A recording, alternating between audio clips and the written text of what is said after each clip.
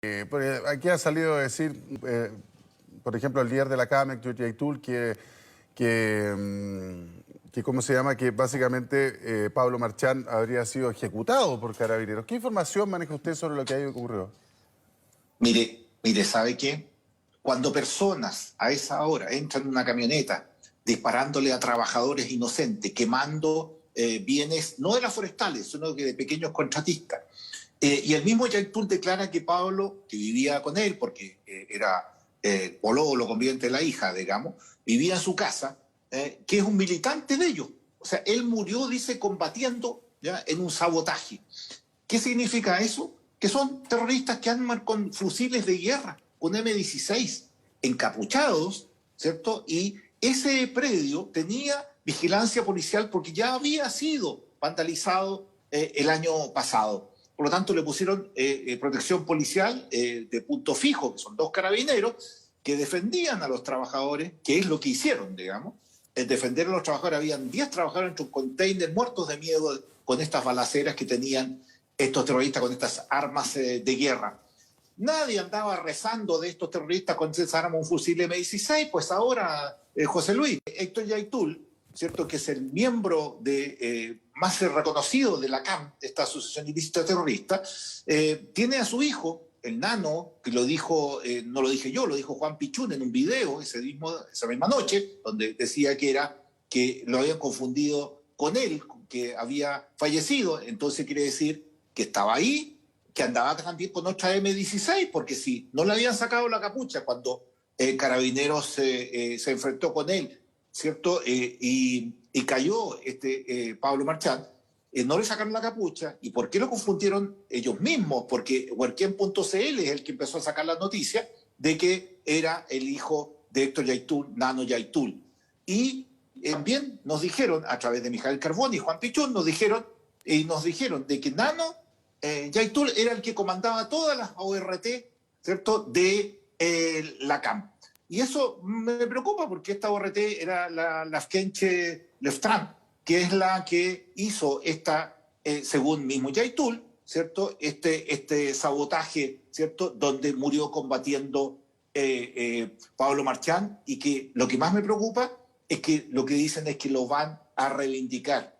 Y lo más preocupante de todo, José Luis, es la ostentación de armas de guerra en un funeral, como si fueran narcos, como si fuera Colombia en años atrás, o México en algún momento, y la verdad es preocupante porque le dicen al gobierno, ¿cierto? Y a todos nosotros tenemos las armas, nosotros tenemos el poder, no nos van a minar, y eso es muy peligroso. Y yo lamento que la Fiscalía no haya reaccionado de inmediato, porque tampoco los vi en flagrancia seguir y entrar a este funeral que hoy, no sé si tú has visto en las redes sociales, aparecen, ¿cierto?, más de 200 personas sin distanciamiento social, algunos sin mascarilla, ¿cierto? Algunos dirán que me preocupa a mí. Bueno, pero resulta que nadie está en ese funeral cumpliendo las normas que todos debemos cumplir. Entonces, tú dices, bueno, nos están amenazando con esas armas, nos están declarando la guerra. Antes hablábamos de tomas de fondo, de enfrentamientos con hondazos, con, qué sé yo, cortes de camino. Pero hoy día estamos hablando de que un carabinero llega después de su trabajo a su casa y es emboscado en la puerta de su casa. O sea, se está atacando Así es. deliberadamente, más allá de los enfrentamientos que se producen por operativos policiales, póngase usted, sino que se están buscando a personal policial en sus casas o en distintos lugares, como el Cabo Naín. Hemos visto situaciones súper violentas, o sea, una violencia inusitada. Estamos hablando de armas de alto calibre, estamos hablando de que decenas de policías, no me acuerdo cuánto era, si eran 80 policías de investigaciones que trataron de hacer un operativo y fueron repelidos, básicamente, en una emboscada en el ingreso, las fuerzas más preparadas de la Policía de Investigaciones. O sea, estamos hablando Así es. de situaciones, yo hacía recuerdos del caso Iván Núñez, que fue emboscado también, o sea, lugares donde prácticamente nadie entra sin el permiso de la gente, donde por supuesto tiene su propio... Y usted hacía referencia a las 200 personas del tribunal. No me imagino que un Seremi se atreva a ir a fiscalizar ese funeral y a hacer sumario sanitario, diputado. es como tragicómico, pero la verdad es que es bien dramático, digamos. O sea, Es verdad, pero sí, es verdad. ahora Lo que tú- ni siquiera para el censo, o sea, así suma y sigue. Entonces, Bueno, ¿cuál es el valor que usted le asigna a la situación actual en la zona? mira, en la Araucanía, lamentablemente, José Luis, cada día puede ser peor. Y eso significa, nunca habíamos visto de la manera que hace un mes, ¿cierto?, hubieran habido secuestros, torturas, mutilamiento, quemar a personas con ácido, como si ellos fueran el dueño de la vida en un sector de la No, lo Araucanía de de la Coyhaique familia fue Alcaraz. terrible. Tremendo. Pero es que no habíamos visto eso. Pero sí habíamos visto antes a Pedro Cabrera en ese mismo sector que le habían disparado con arma de guerra, un trabajador del Fondo Agua Buena. Le dispararon. Después al sargento Benavides, en el mismo sector. Después también más abajo a un parcelero que también lo atacaron a balazo en el mismo sector. Orwell Casanova, el mismo día que asesinaron al PDI cuando en Temcoicuy estaban echando en Temcoicuy, tuvieron que salir arrancando 850, no son 85, Mire. efectivos en todo el operativo. Salieron arrancando la fuerza de élite, ¿ya? Y tuvo que Carabineros ir a sacarlo de adentro. Ese mismo día asesinaron y ejecutaron al agricultor Orwell Casanova con un disparo directo al rostro de alrededor de 80 a 100 metros.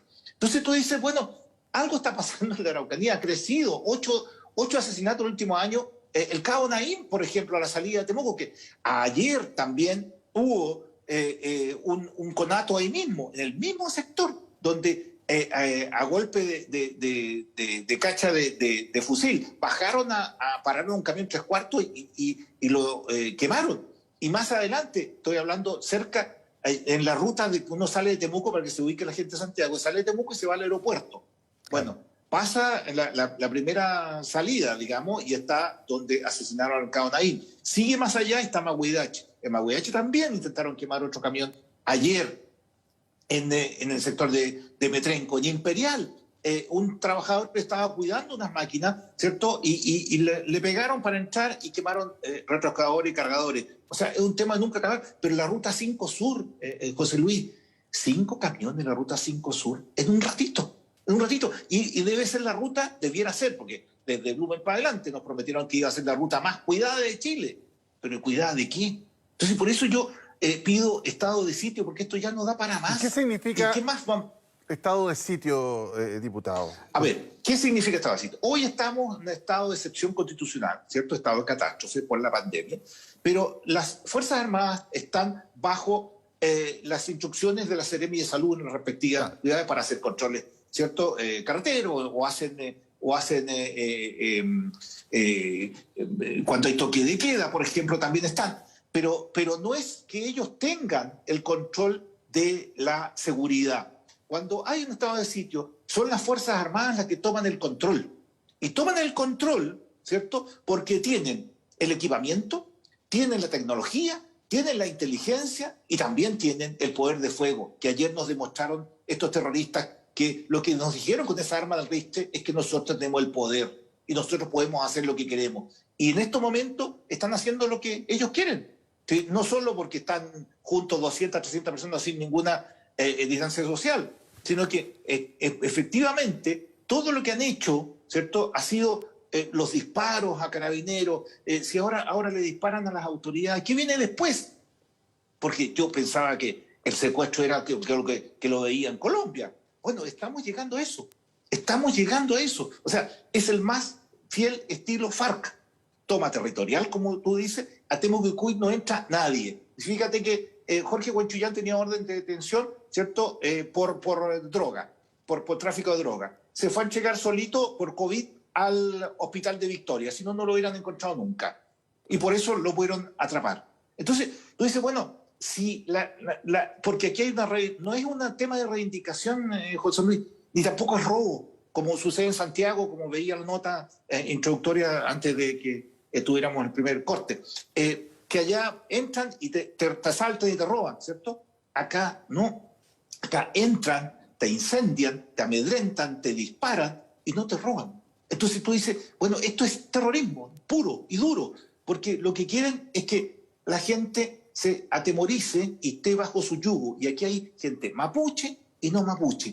Y hay personas que le han muerto, le han matado, asesinado a sus hijos. ¿Ya? El lonco cariqueo, le han asesinado a sus hijos porque los hijos y él querían trabajar y los llaman yanacona porque trabajaban para ciertas forestales.